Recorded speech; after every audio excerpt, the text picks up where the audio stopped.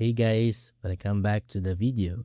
In today's video, I'll show you how to delete an address from Waze.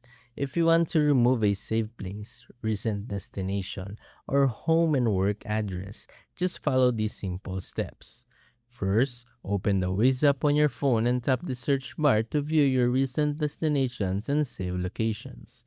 If you want to delete a recent address, find the destination you want to remove. Then tap and hold it or tap the three-dot menu next to the address, depending on your version of Waze. Select Remove or Delete to clear it from recent researches. If you want to remove your home or work address, tap the menu, then go to Settings and select My Places.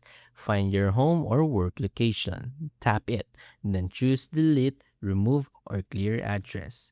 After that, confirm your choice is prompted. If you're removing another save place, open My Places. Locate the save location, tap the three-dot menu next to it and select Delete.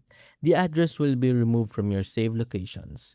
Once you've deleted the address, you can always add a new one later by returning to My Places and entering different location. And that's it. That's how you can delete an address from Waze. If this video helped you, don't forget to like, subscribe, and I'll see you in the next one.